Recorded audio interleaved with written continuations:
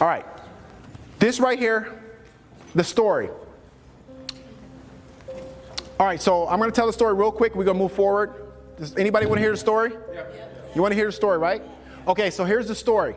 My friend, he's a big baller.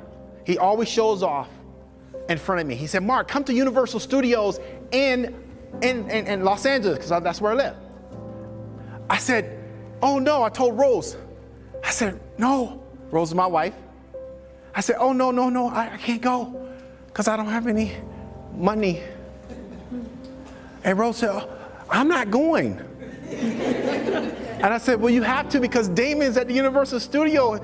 And he said, Mark, yo, bro, come meet me. Come meet me. Because, you know, I had my book, Hidden Credit Repair Secrets, and I was only getting a little royalty check from Amazon. Remember? Royalty check from Amazon and royalty check from YouTube. Yes. Enough to buy $1 million house, and that pays my mortgage. See? Okay. I just wanted to just tell you that. I wanted to just put that in your mind, the seeds. Amazon gives me $4,000 or $5,000 a month for a book I wrote 7 years ago. I still get the checks. And now YouTube gives me a couple $1,000s a month. That's $7,000. Okay? All right. Anyway, so Rose says, Lonnie is Damon's wife, and Lonnie is like high class. And she said, Rose, are you going to come? Are you going to come with Mark? And Rose was like, oh no, I'm not feeling well. I'm not feeling well. I can't do it. And I said, okay, I'm going to go. I told my daughter, I said, Sandora, come with me. Have any of you guys seen the video with my daughter in it? She said she was bored last year. Okay, so she said, Dad, I'll go with you. Okay, so we go to Universal, and my friend Damon is there. And he's like, yo, bro, you wrote this book, man. You must have a lot of money and stuff, man. I was like, no, man, no. So I had $8. I had $8. It's a true story. I had $8. So I said, Damon, man, look, here's a Starbucks. Let's get some coffee. Because, you know, I had $8, so I could get the coffee. And Damon was like, no, bro, I'm hungry, man. And then his wife was like, hey, Damon, come on, let's go to Bubba Shrimp. Do anybody, you know Bubba Shrimp? You familiar with Bubba Shrimp Universe? You know, Bubba Shrimp is like $20, like $19.99, 20 something, right? So Lonnie was like, Mark, come on, man, you got all that money, let's go. I was faking it, remember I told you that? So we went, and we sat down, and I was nervous, and Damon was like, yo, bro, what you gonna order? I was like, no, man, I'm just gonna get coffee, you know that. I'm just gonna get coffee. No, man, come on, bro, And then what killed it is my daughter. She was hungry. And she said, Daddy, I'm hungry. And then Lonnie said, Mark, get that girl something to eat. And she gave her the menu. She gave my daughter the menu. I was like, no,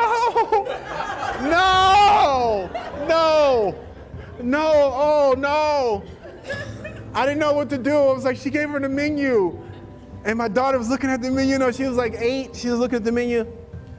And then Damon looked at me. He knew. He said, oh, he don't have no money. He don't have any money. The moral of the story is I did not. I had $8. Credit cards were all maxed.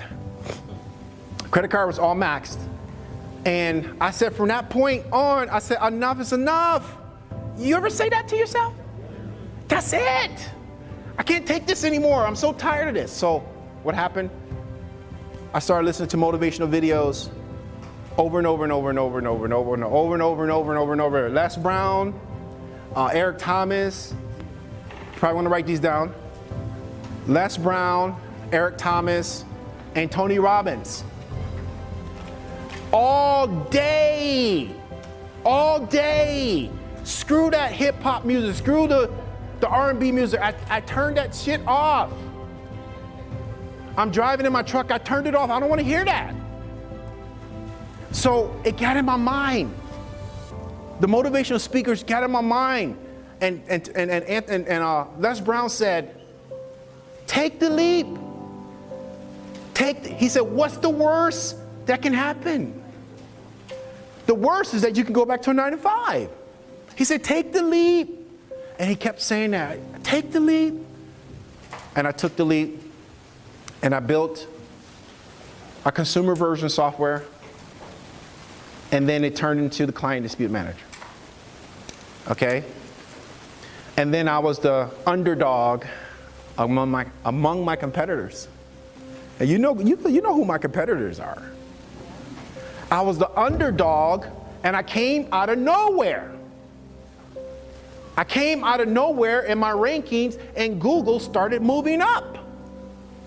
So the big boy on the block was like, who is this guy? I'm the marketing guy.